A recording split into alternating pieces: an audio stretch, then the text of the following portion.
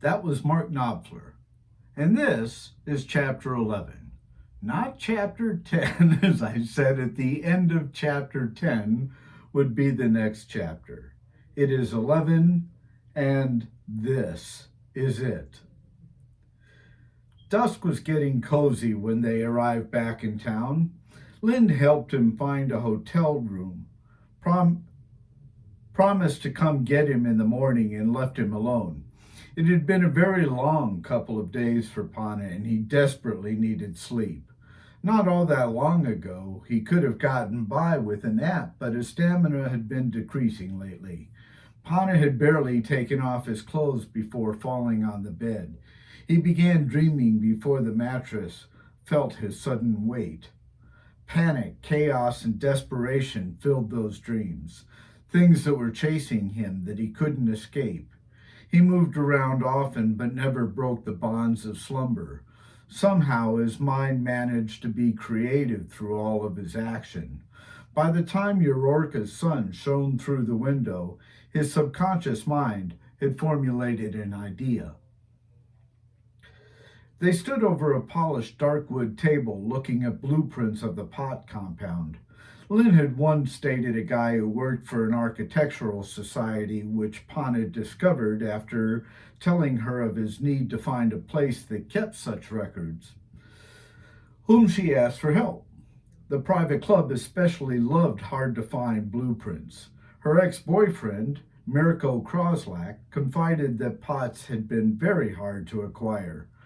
The circular design allowed each building to monitor another, so entrances were constantly observable. Together, they protected 4 thick structures with 13 floors, each sitting within. One of them was square and obviously a factory, for it had exhaust portals and discernible docks for shipping and receiving. But 3 were circular and a bit stranger.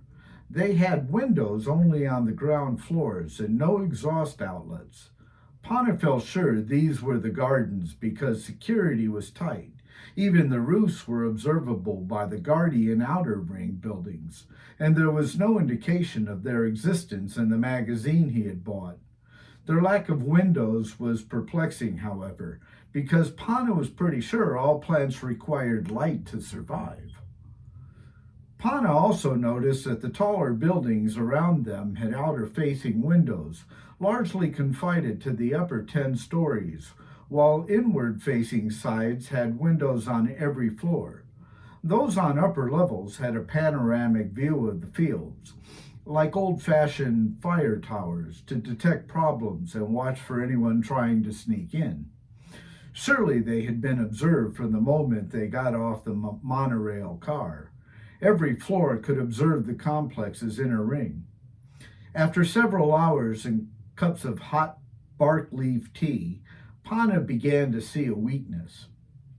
It wasn't pleasant, but few things are when they're your only shot.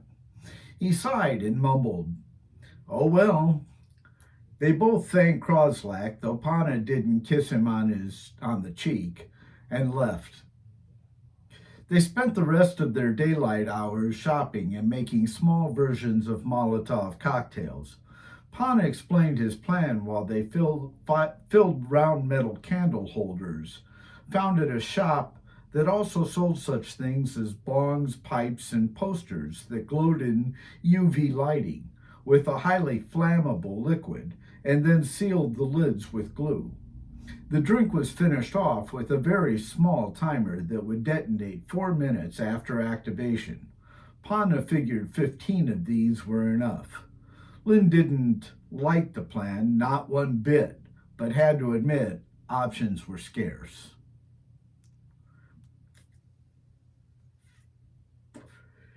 They had also bought tight-fitting hooded black bodysuits, goggles, and stocking hats that covered their entire face except for front eyes. They dressed in street clothes, over the bodysuits and packed the rest in a dark blue backpack Lynn kept for hiking. They then raided her icebox and ate almost everything inside. The meal would have to last all night, and very well might be their last. Why waste food? Pana would have liked to make love, but figured it was probably too soon. This was only their second date, after all. After dinner, they got back on the monorail. A little more than halfway out of town, they pushed the button and the car stopped at a lonely section of road. It sped away, leaving them behind. Pana looked around in what was left of the daylight. All he saw was the bridge they had passed under the day before. He could smell the factory, though. Remember to hold on to the goggles, Pana told her. You don't want them coming off. She nodded in agreement. They removed their street clothing, put the hats over their face, pulled the hood up over the hat. Pana's rear features and her antenna didn't care for this at all. And goggles over that. They blended perfectly into the growing darkness of evening. Shortly after darkness was complete, a cargo vehicle made its way along an access road from the factory. They climbed over the wall onto a ledge and crouched down, looking like two gigantic bugs. The vehicle curved from the access road onto the highway, and as it neared the bridge, Pana looked into Lynn's goggles. She nodded once. He looked forward as the vehicle's open bed began to pass under, and they jumped. Solid gooiness enveloped them as their bodies sunk into thick fertilizer. Their clothing kept any of the nasty load from actually touching them, but the smell, while dulled by the stocking hat, was overpowering. Pana feared he might retch and wondered how Lynn was holding up. His only consolation, and he hoped hers, was that this ride shouldn't take very long. Lynn had stopped falling before reaching the cargo bed's floor. She seemed to be floating within dense, odorous space, and it felt creepy. Her goggles had stayed on, thanks souls, and she felt quite comfortable except for the smell. She soon began looking forward to taking a good, unrestricted breath. Suddenly, their bodies were tumbled around like trash cans in a tornado. He stayed submerged and hoped Lynn had also. If the driver had to check the load or if someone receiving it looked in the bed, they were sunk. Pana counted to 700 before moving in a direction he hoped was up. It was. Cautiously, he pushed his head into the air and looked around. They were in a large concrete room, actually. They were in a large bin that was inside a large concrete room, and quite alone. He dove back down and felt his way around until touching a large, bulky object which moved. Pana felt anxiety about her safety melt away. He gently tugged whatever part of her body he was touching, he hoped her head, upward. Upon surfacing, they made their way to the bin's side, where a ladder took them from the lip to concrete floor. They removed the goggles and threw them back inside the bin. They then carefully peeled off their stocking hats and threw it in after the goggles. "Are you okay?" he asked. "I think so. Are you?" "Yeah, look." Pana pointed at trolley-like tracks running away from the bin and disappearing beneath a steel door. "These are probably for a cart to transport the fertilizer to higher floors. It means we are in one of the greenhouses and not the factory." They carefully began stripping off their shitty clothing. Lynn stopped undressing as the rubber suit was about to expose her breasts and was unsure about going further. Pana smiled, turned to face the bin, closed his back eyes, and continued to peel off his suit. "Go ahead. I won't look. What do you think of my ass? Pretty nice, huh?" He asked as it popped into view. "I don't feel much like looking at anyone's ass just now, even a nice one. I know what it's like to be inside of it. He bit off the obvious comment and simply nodded with rueful sympathy. How did mine feel? She added. Oh, sorry, I really had no idea. I'll bet, she said playfully. He finished removing his suit and saw hers fly past him. Pana was tempted to open his back eyes, but resisted. There, that wasn't so bad, was it? She hit him in the leg. Yes, it was. Most guys on Eurica take their dates to a park. Yeah, well, not on mine. We like to get naked and hop in cesspools. We call it stinky dipping. He heard her laugh and knew she was okay. Pull our clothes out of the backpack so I can turn around, okay? He stood waiting until some pants were tossed in front of him. Don't look, he said, while bending over to get them. Ew! I told you not to look. Once dressed, Pana took their dirty clothes up the ladder and tossed them in. He tamped them down with the handle of a long broom they found hanging under the ladder. Pana then decided they should simply follow the tracks. He and Lynn happily left the dump room, closing the steel door behind them in hope of limiting the odor into a dimly lit roadway. They walked about 10 yards before beginning a steady upward grade. The ramp climbed along the building's core like a staircase. At each floor, you could switch the cart onto another section of track that entered a cavernous room. Simple but impressively efficient. In Pana's experience, corporations weren't known for impressive efficiency. The dump bin was apparently in a basement because the first floor contained small offices and storage room. Floors 2 through 11 were used for growing mature plants. High-pressed sodium lights, HPS lights, explaining the lack of windows, stationed along rows of leafy plants brightly lit each level. Plants were only about 10 inches high. This height reduces the possibility of wasteful branches and creates a 100% Similla harvest, Similla being the most potent of marijuana buds. Pana and Lynn had investigated floors 2 through 5, briefly examined 6 to 11, and paid closer attention to the plants on 12 and 13. The 12th floor was used for vegetative growth. 1100-watt metal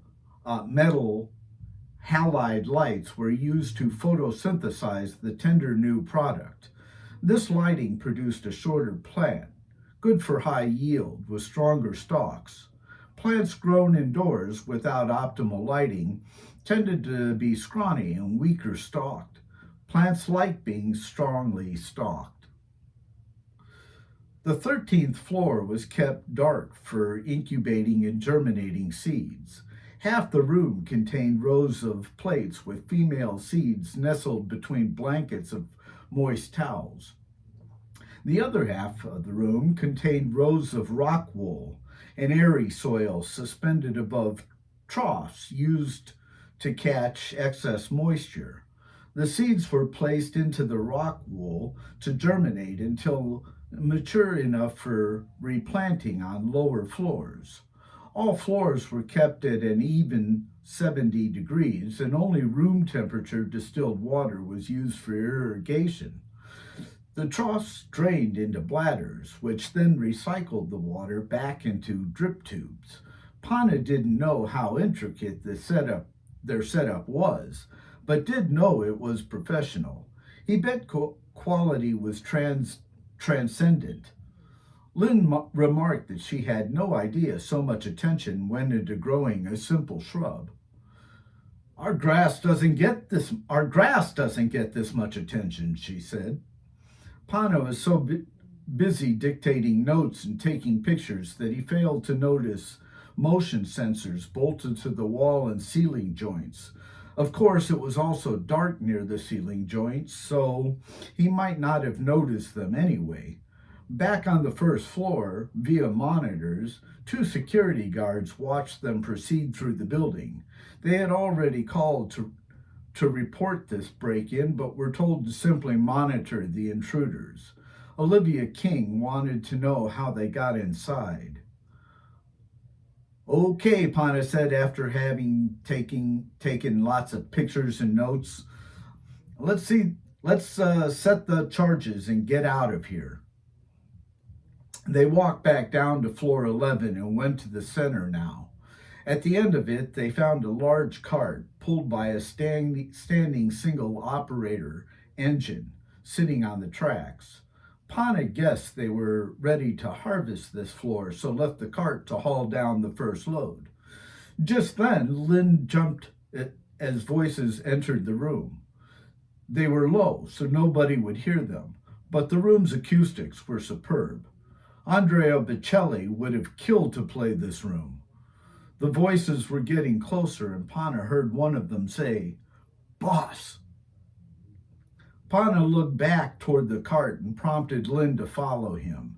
As they duck-walked down the row, he dropped a cocktail into soil beneath robust foliage. She got inside the cart while Tom got on the stand. He pushed the start button and batteries hummed into life.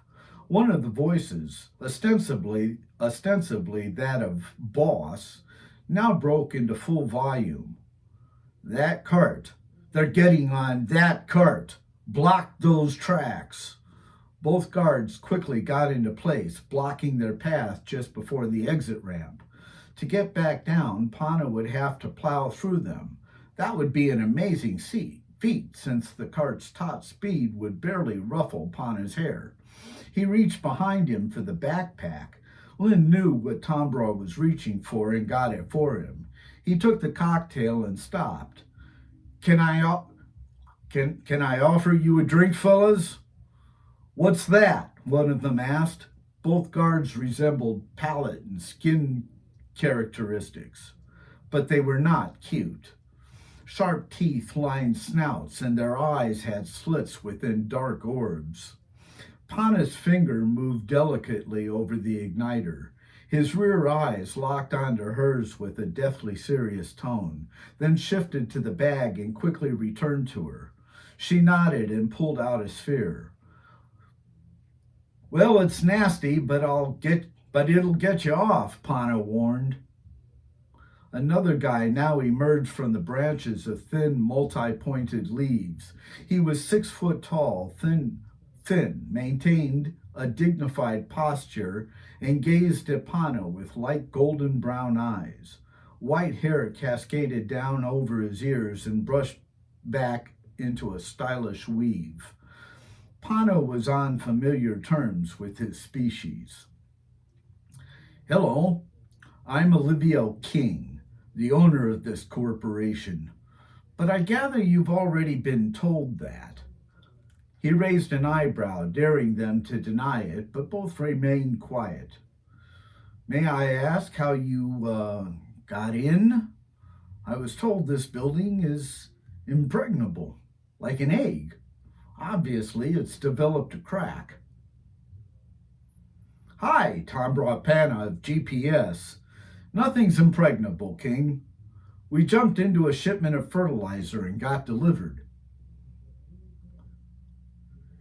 King's chin rose slightly and scrutinized Pana's a bit closer.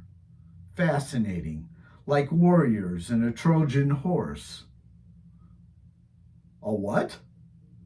A Trojan horse. It was used in a most historic way in my world." "Yeah," said Pana dryly. "Well, I got the idea from a war against the Karoslings about 6 years ago. Remember that one?" King blinked a few times. "Yes, of course I do. As a young man, I was drafted into it. I was a medical student, and they sent me to kill people. We were the first fleet deployed to Karos, but I pointed my fighter into open space and ran. I was only able to take what clothes I had stuffed into my duffel bag, several pounds of my favorite plant." King held out his arms to indicate the harvest. "And list of contacts in case I should need help. Fortunately, I stumbled upon this lovely planet and have never been sorry. My contacts became suppliers and I became very rich. That war was a truly tragic mistake for most everyone else, though. Sure was, and it's now put our entire galaxy at risk. Really? How how so? King leaned against a pole, put a hand on the opposite hip, and casually crossed his ankles so that one foot rested on its toe. Those things your planet fired at ships are still floating around, King. One's destroyed a city on Norbit. King seemed to consider this a moment. He looked down, frowned, and after a moment said, regrettable. Then he looked back up and straight into Pana's eyes. But what's that got to do with me, with my little operation? Well, nothing really, until now. I stumbled upon this planet when my cruiser overheated. Pana started his bomb's ignition sequence and silently indicated Lynn should too. I was on my way to tell the Galactic Council about these things. You see, I'm the only one who suspects them of being out there, floating around, looking for more victims, King. So if you kill me, thousands more beings will also die as a result of your planet's war. Pana's eyes narrowed and bore into King's. And your greed, ironically. You'll turn out to be their final soldier. King looked back down, softly kicked at an imaginary something, and mumbled, well, that's a shame. So why'd you break into my nursery if this other mission is so important? Because I happened to discover what you're doing here, King. I don't object to your products, but I don't like your business practices. You don't have the right to addict everyone for bigger profits. King looked back up into Pana's face. Well, fuck me, huh? Yeah, King, fuck you. Pana wasn't sure what fuck you meant, but it felt right. Sort of like muffing. You've had your run. You should have stopped at just selling plant along with all your other products. Plant's a fine thing, better than Darwinian extract if you ask me. But what you've done is not. King chuckled while straightening up and folding his arms in front of him. Another critic. You regulators are everywhere. He looked briefly toward the guards. Go ahead and kill them. Pana's throat went dry. He didn't know how long ago they had armed the first incendiary cocktail. It hadn't been too long since he had started the ignition sequence on the one in his hand, though he hadn't been keeping count, so stalling might be their best hope. It also might not. King had unfolded his arms and turned to go. Pana decided to stall. Tell me one thing, though, King. Why was all this security for something you could have grown openly in your fields? King smiled tightly.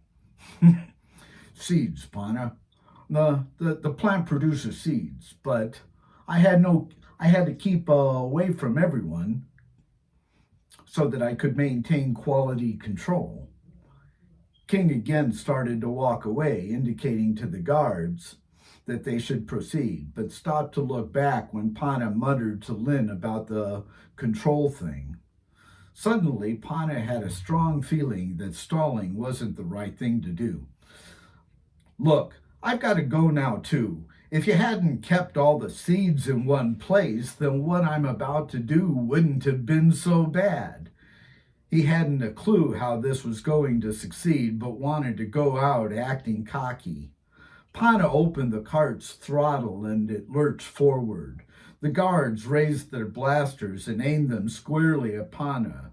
Sure he had breathed his last, Pana let out a battle yell just as the bomb he had earlier dropped into the soil went off. The explosion made both guards turn, shifting their balance, and the cart knocked them backward as it passed. One guard's blaster fired at the ceiling, hitting a pipe, and pressurized water began to spray down upon them in a torrent.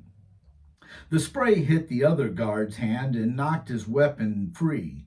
A fire began to engulf the plants around where the bomb went off as Pana scooped up the dropped blaster and turned the corner.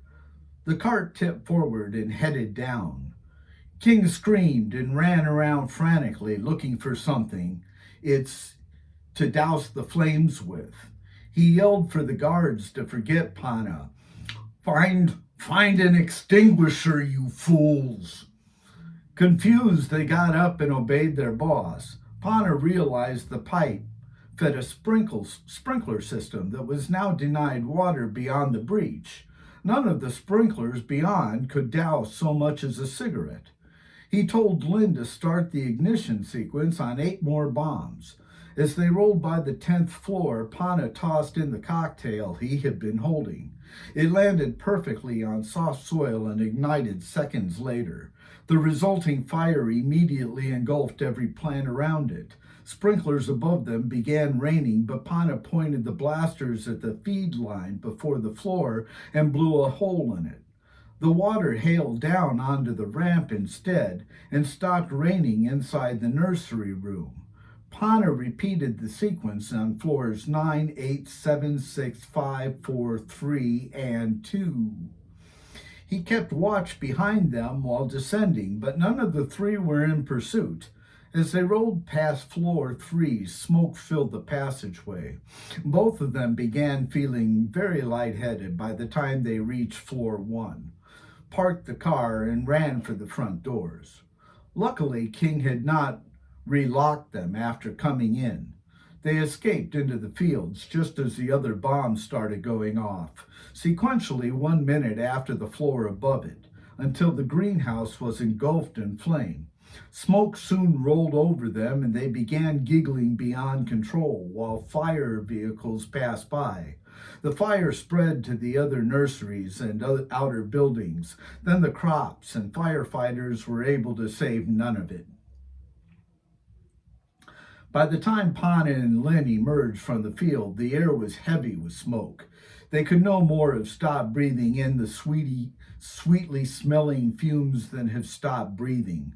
By the time they had walked the monorail line back into town just after sunrise, they were obviously so high, even those Eurorkans who saw them were impressed.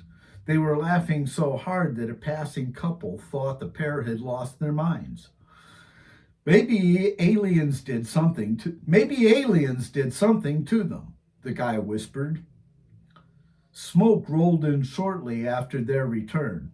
It engulfed the town like ash from Mount St. Helens smothered Portland. The entire town, including Pana and Lynn, were high for a month.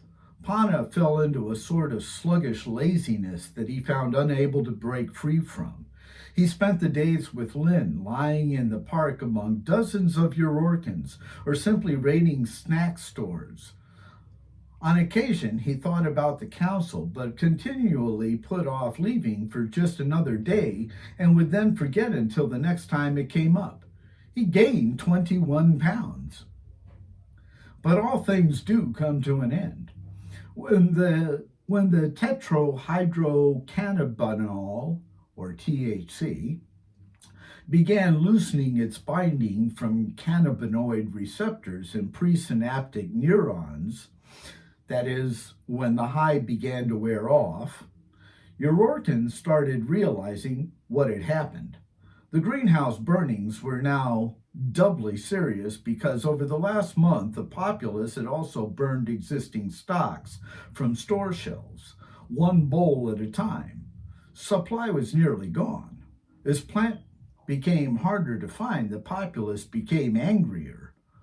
Who would have destroyed the entire crop of their darling plant? A plant they couldn't get more of. A plant they had come to love. Who? Why? Fortunately for Pana, the effects of plant had diminished the day before. For the first time since landing on Eureka, he had the urge to use his Uni app to connect with GPS and see what was going on. He discovered that something had hit a major satellite above Molton, partially used as a distribution point for its famous Moltonian coffee, and disintegrated it. 5,000 beings died. Vishnu had left 99 voice messages and filled his mailboxes with texts, basically saying Pana had better be one of them.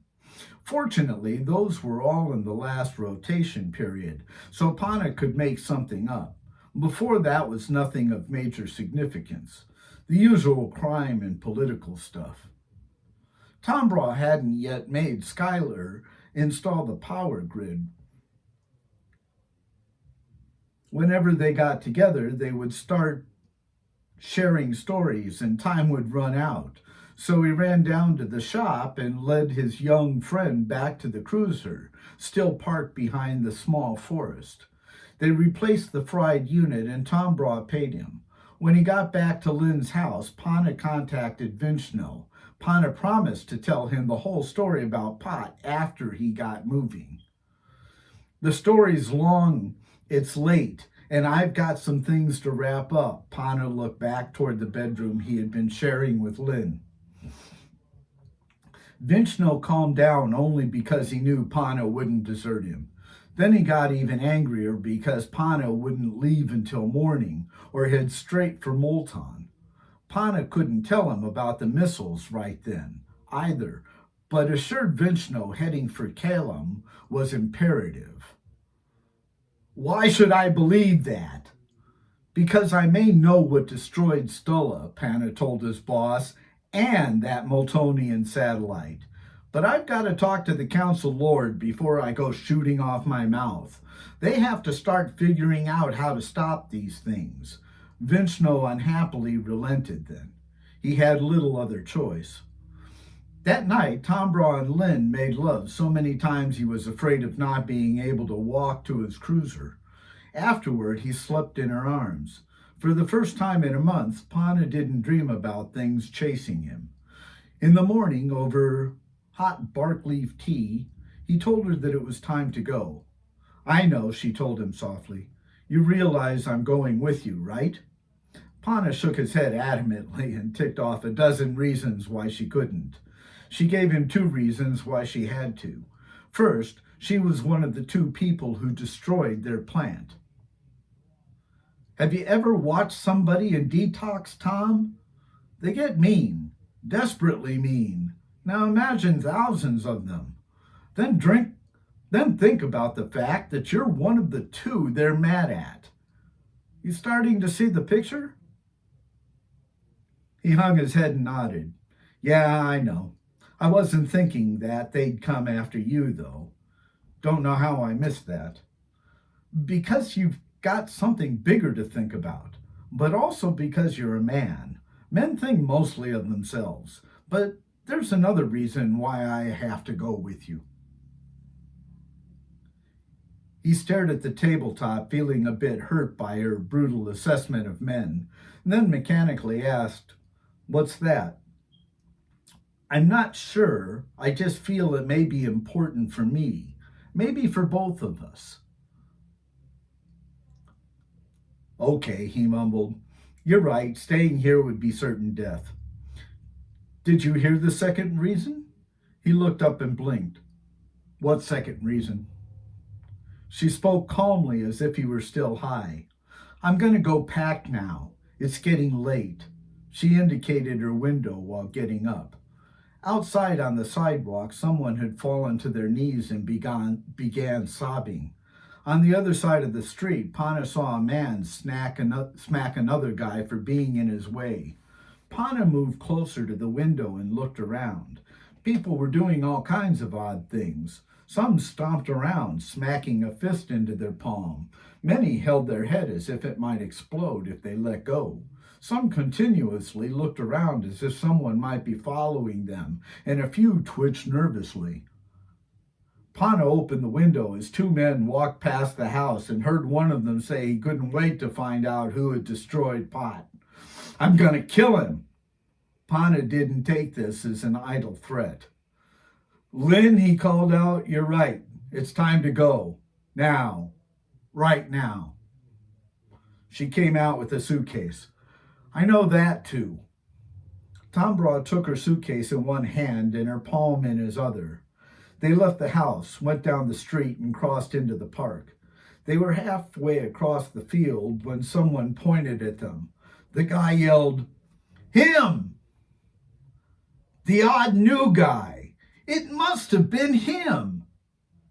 Pana swung the suitcase to clear away bodies, quickly forming a blockade in front of them.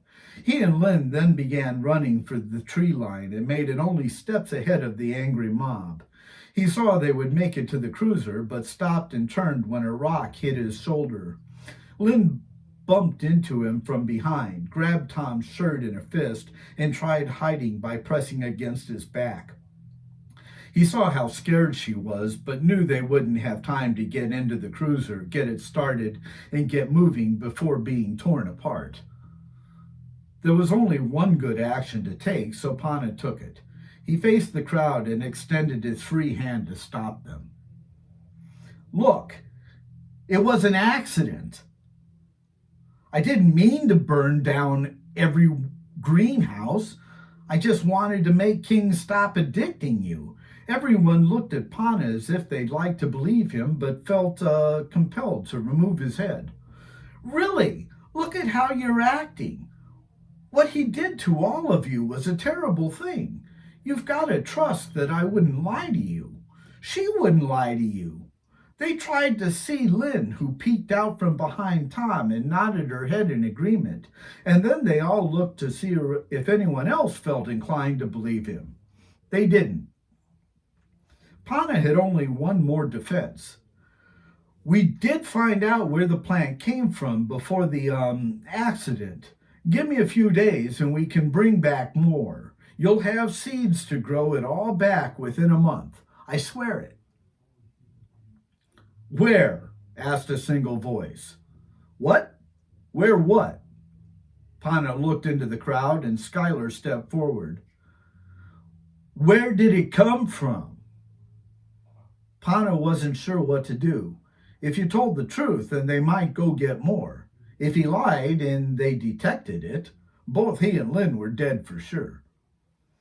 Besides, Skylar was his friend and deserved the truth.